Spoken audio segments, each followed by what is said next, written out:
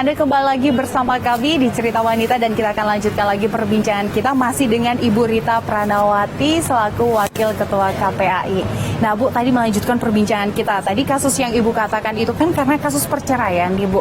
Nah Bu Rita juga kan concern tentang perebutan hak asuh anak ketika mengalami perceraian. Ini seperti apa Bu? Ya, sebaiknya kan ya setiap keluarga kan berharapnya tetap bersama gitu ya. Tapi kan ada situasi yang mungkin orang harus berpisah. Nah, concern saya sebenarnya bagaimanapun kondisi orang tua, mereka tetap orang tua anak sampai kapanpun ya kan Pak. Tapi yang paling penting adalah kalau mereka memutuskan berpisah, ya hak anak harus tetap dipenuhi karena kan anak juga nggak pernah bisa milih situasinya seperti apa.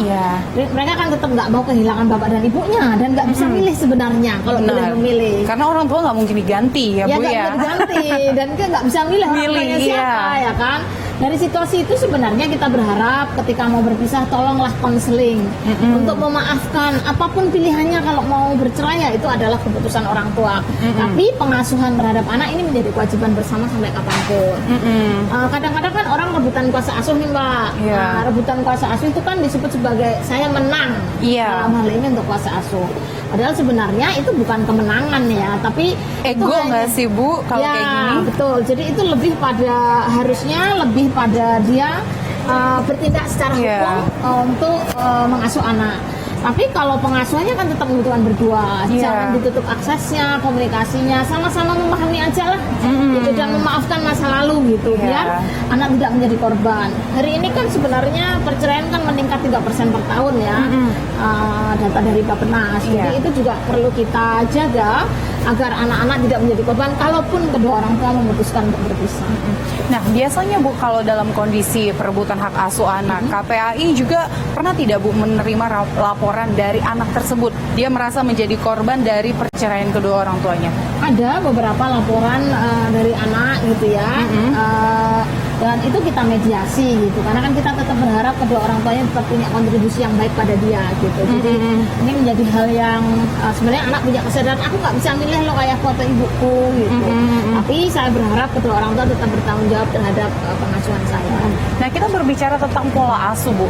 Nah sering sekali ini pola asuh ini sering disalahartikan dan ada juga mungkin orang tua yang bisa dikatakan kurang edukasi tentang pola asuh yang benar kepada anaknya. Nah ini kalau menurut pandangan Ibu Rita sendiri, karena Ibu kan concern di pengasuhan juga, ini sebenarnya seperti apa sih pola asuh yang baik yang perlu dilakukan oleh pasangan suami istri kepada anaknya? Sebenarnya orang tua harus sama-sama mendengar, kemudian mereka sama-sama berkomitmen mengasuh anak secara bersama. Aturan yang dibuat juga adalah aturan bersama, begitu ya. Sehingga kemudian juga menerapkan bukan mengekang, tetapi memberikan kesempatan anak untuk juga berbicara, karena kan salah satu prinsip pelindungan anak itu mendengarkan pendapat anak juga ya. Kemudian di dalam konteks pengasuhan ini kan kita tidak aturannya begini, tapi juga memberi ruang anak untuk berbicara, kemudian melatih mereka untuk bertanggung jawab dan mandiri sesuai dengan usianya untuk bertanggung jawab terhadap apa yang akan dia lakukan dan dia pilih. Gitu. Misalnya kalau dia nggak makan kan berarti lapar, berarti itu konsekuensinya lapar, itu loh akibatnya gitu. Jadi bukan kemudian mengedepankan hukuman fisik sih ya. Bukan lebih kepada memberikan pengertian. Jadi membangun kesadaran ya. Kalau begini maka dampaknya akan ini gitu ya. Itu kan jadi bagian-bagian yang harus diingatkan dan orang tua harus lebih banyak mendengar, memberikan kesempatan bertanya, terus sekaligus mengapresiasi Mbak. Apresiasi itu juga sangat penting ya Bu ya. Karena kan itu membesarkan hati anak, sehingga kemudian dia juga bisa saya ini dihargai. Kalau kita nih lebih banyak besar dengan hukuman mungkin ya, dibandingkan dengan penghargaan dari orang tua, dan itu padahal sangat penting untuk membangun kepercayaan diri. Ya, kalau Bu Rita sendiri melihat bagaimana nih kualitas pola asuh dari masyarakat akhir-akhir ini? Mbak, kita masuk ke dalam aja dulu, kayaknya agak panas. Iya, kita lebih enak duduk di dalam ya Bu ya. Ayo mari Bu.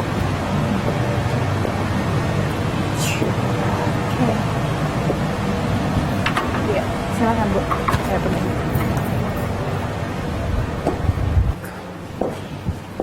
Oke, makasih. Nah, gimana tuh Bu Rita? Lanjutan pertanyaan saya tadi. Kalau menurut Bu Rita sendiri, pandangannya seperti apa sih kualitas dari pola asuh masyarakat saat ini? Sebenarnya memang ini masih PR besar ya, karena kan ini fondasi untuk menjaga anak di lingkungan keluarga. Jadi kalau dari data sebenarnya memang baru 33,8% keluarga di Indonesia yang mendapatkan informasi tentang pengasuhan dengan benar. Nah, makanya ini memang PR agar ini menjadi perhatian semua pihak. Setiap orang tua yang akan memiliki anak harus punya kursus pengasuhan lah, itu kan semacam sekolah ya gitu. Iya. Bekal sebelum memiliki anak ya, Bu ya. Kan itu bekal yang sangat fundamental lah ya, sangat dasar gitu, agar kelak ketika menjadi anak minimal punya pengetahuan. Itu aja kan belum menjamin Mbak ya, tapi minimal memberikan gambaran gitu kalau punya anak seperti apa. Nah, kalau dari KPI sendiri Bu, ada tidak program untuk memberikan sosialisasi tentang pola asuh ini? Iya, sebenarnya kalau seperti ini kan memang tugasnya kementerian ya. Tapi kita mendorong lahirnya pusat pembelajaran keluarga atau Puspaga. Jadi Puspaga ini setiap orang tua bisa datang ke Puspaga untuk dapat informasi tentang pengasuhan. Sekaligus juga nanti kalau di bimbingan perkawinan untuk yang Muslim itu juga ada materi persiapan menjadi orang tua gitu.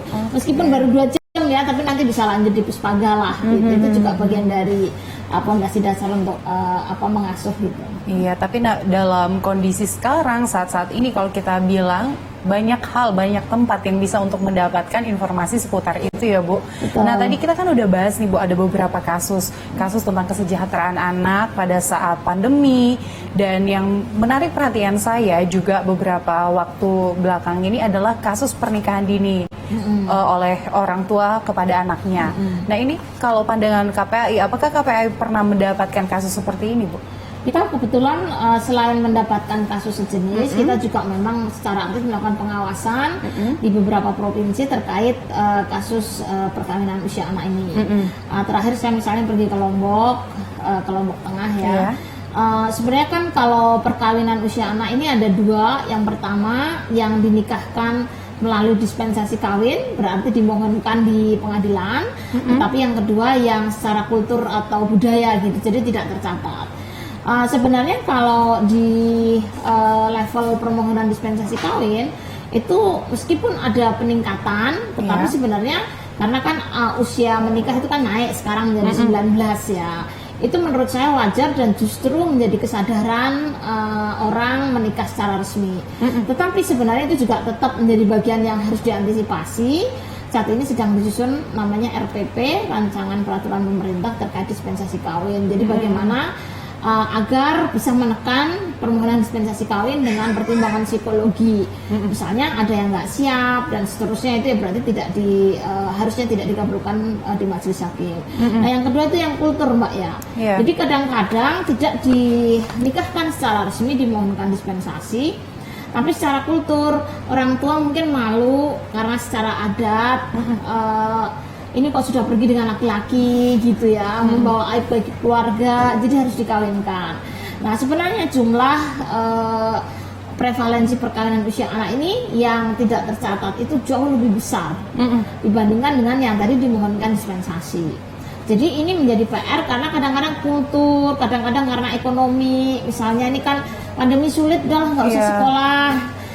Nanti kalau saya menikahkan anak, maka saya melepas beban tanggung jawab. Jadi tidak ada tanggungan ya, ditanggung suaminya. Atau kadang-kadang nanti kan dapat mahar. Ya kan itu jadi nggak mudah gitu ya buat anak, karena kondisinya kan dia relasinya juga ini anak ini orang tua gitu, kekuasaannya berbeda. Jadi yang seperti ini kita sangat prihatin, kita mengedukasi agar semua pihak mencegah perkawinan usia anak, terutama kan ada sekolah, biar anak terus sekolah sehingga kemudian tidak terjadi perkawinan usia anak. Kemudian kita juga bisa menyampaikan kepada kepala desa, karena sebenarnya kan kalau setiap perkawinan baik dicatat maupun tidak kan kepala desa tahu nih. Jadi mereka bisa menjadi pemimpin yang mencegah terjadinya perkawinan usia anak. Jangan nikah dulu lah Pak, sekolahin dulu sampai selesai Bu, gitu ya.